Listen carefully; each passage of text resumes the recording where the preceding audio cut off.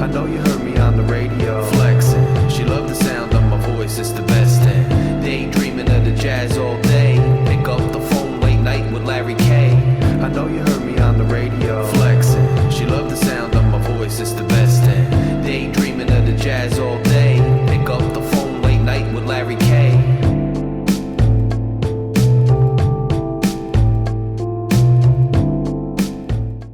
Well, guys, you can't win them all, even against the Indiana Hoosiers, where last time we were chanting, "Who's your daddy? Who's your daddy?" But we ain't their daddy today. And to be honest with you, when you're playing this kind of game where you've beaten a team 6 times in a row, you're on the road in their house, you just got devastating news that one of your key players, who's a starter, is out for the season with a really serious injury that who knows how long it's going to creep and how much damage it's going to do long term. It's tough to win the game. It's tough to win the game. And I'll say this. So Rutgers loses by a score of 66-60.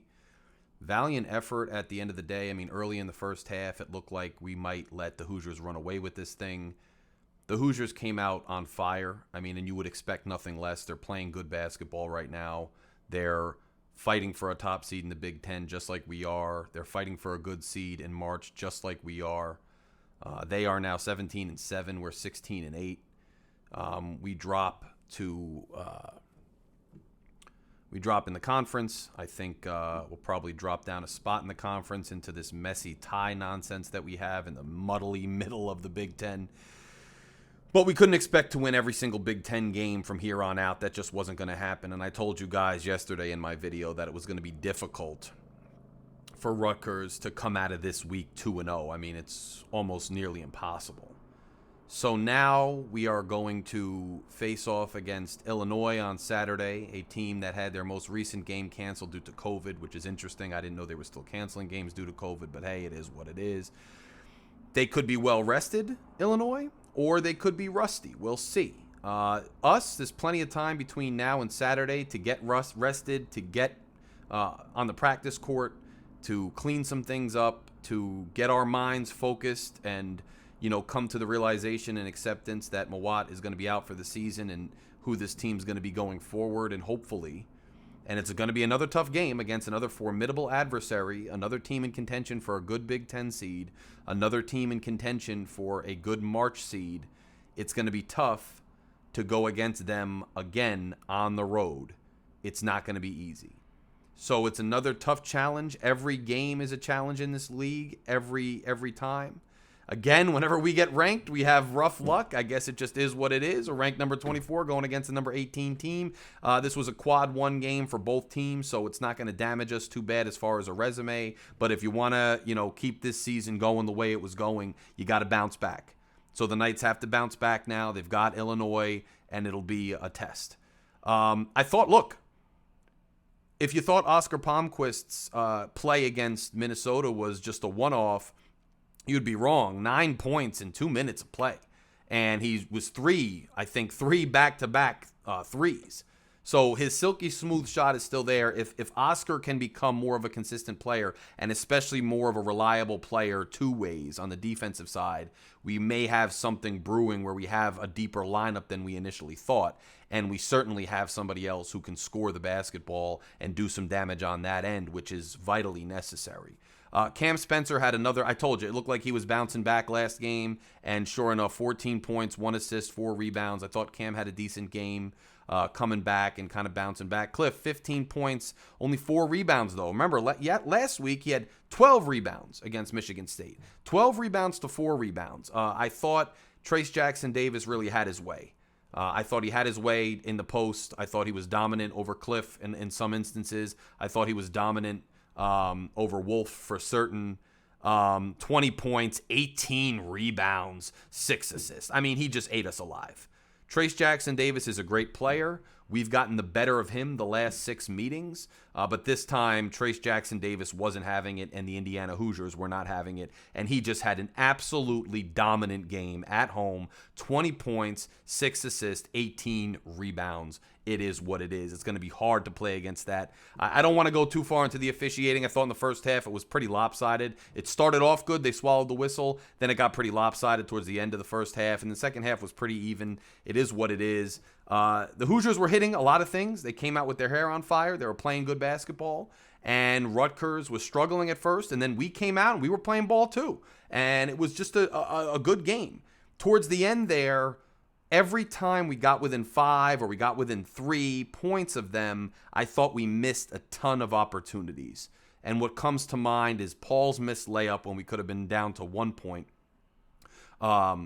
We missed another. There was a rebound down the other end where Cliff just missed the rebound. Trace got it right under the boards and slammed it, and it really was deflating. And then down the other end, Paul misses a free throw. I don't know what's going on with Paul and his free throws. He's an excellent free throw shooter. I believe upwards of 90%. I don't know now because against Michigan State towards the end, he was like 50% at the end there. And today he was struggling a little bit. So it just was what it was, guys. We're not going to win every game.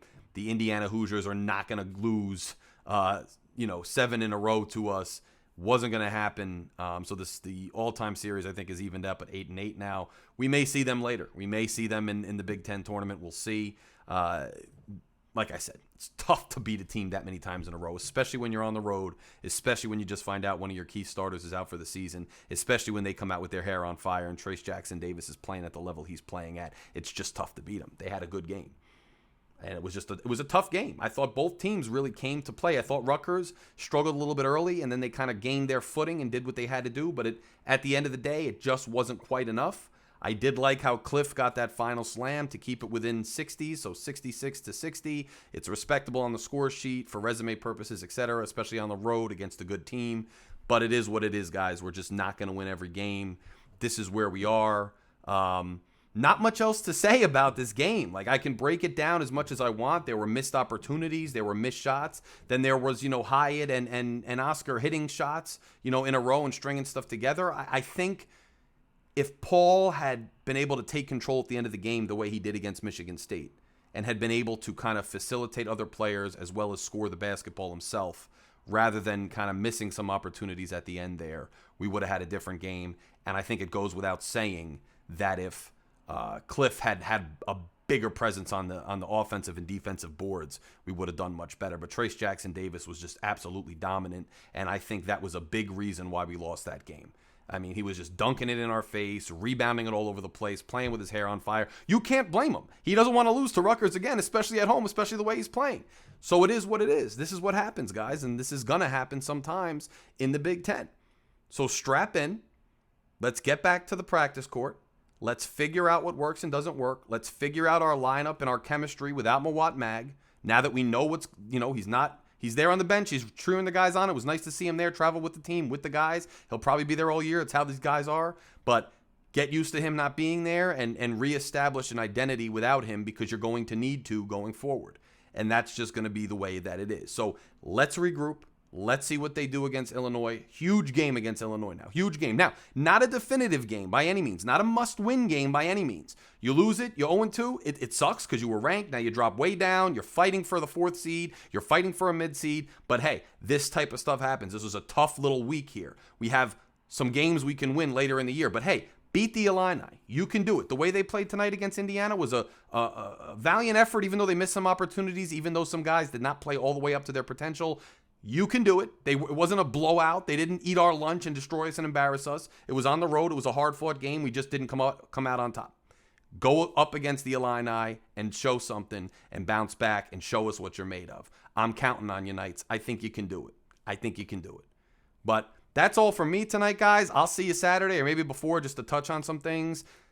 I know it's tough to enjoy your Tuesday night after a Rutgers loss, but hey, we've been pretty happy most of the season, especially the last month or so. So don't let it get you down too bad.